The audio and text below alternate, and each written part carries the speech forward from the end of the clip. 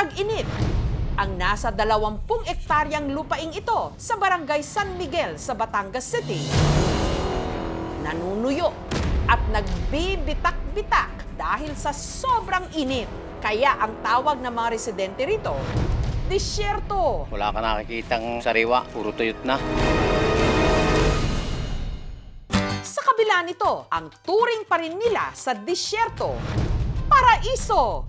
Ito rin kasi ang panahon kung kailan namumunga na ang tumubo ritong mga puno na ang prutas, instant kumikitang kabuhayan para sa kanila. Kaya itinuturing nilang buenas, siniguelas.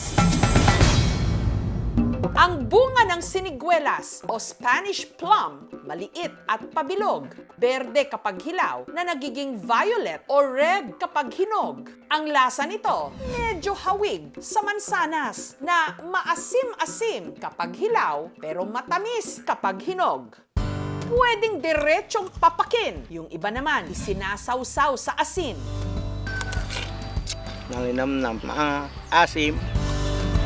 Masarap ang lasa.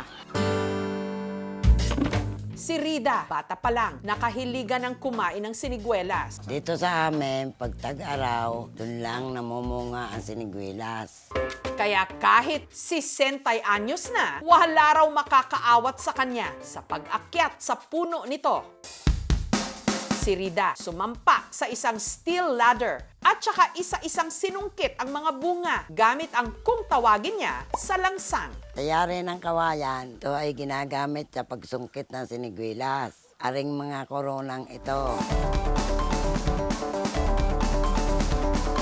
Sumama ka na din eh! Ang mga nakuhang siniguelas ni Rida, ginagawa niyang minatamis. Are, inaalisan ko ng butot parang gawin na matamis.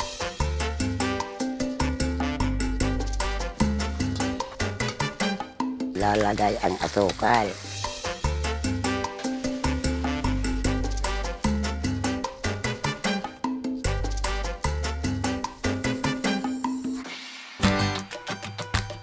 Manamis-namis siya na medyo maasim, para siyang pinaglahok na buko at saka sampalok. Pwede pang dessert.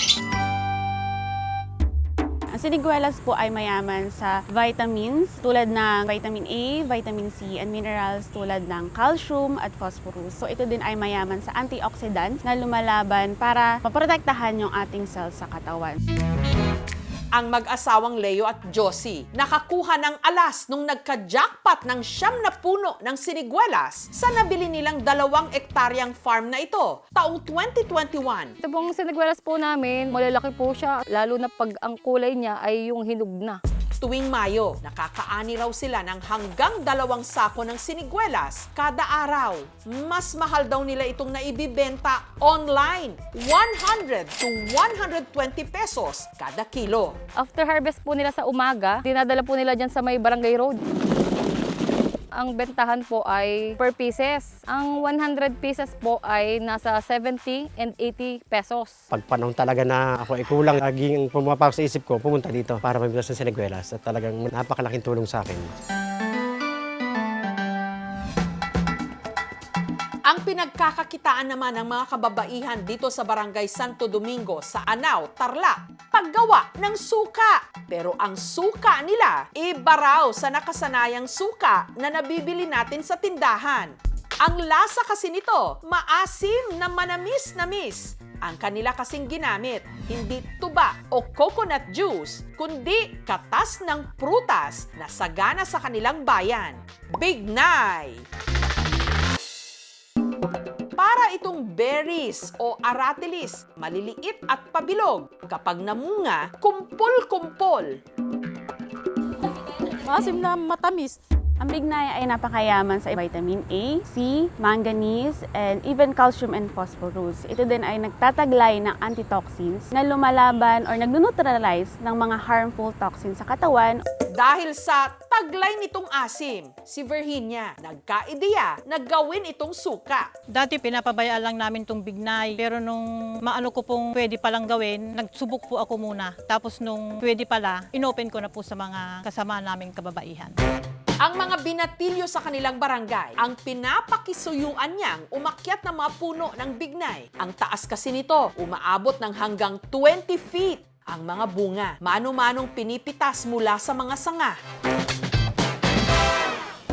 Ang mga nakolektang bignay, tinimbang, hinugasan, at saka piniga para makuha ang katas. Ang juice, sinala gamit ang strainer. Ibinuhos sa drum at saka tinimplahan ng asukal at hinayaang mag-ferment sa loob ng 1 buwan. Ang fermented bignay extract, pinakuluan ng 15 minutes bago isinalin sa bote. Sa 1 buwan, nakakagawa raw sila ng 100 liters ng suka na naibibenta nila ng 60 to 70 pesos kada litro. Balance lang po yung asim at tamis. Sa pag-inganyo po namin, nakilala rin po yung barangay namin dahil sa paggawa namin ng bignay vinegar. Sa mga kababaihan po, nakakatulong din po sa kanila yung paggawa namin ng suka dahil nagkakaroon din po sila ng dagdag kita. Ang prutas namang ito, parang out of this world ang itsura. Hawig sa pinya, may mga mata na ang kulay nag-aagaw yellow at orange.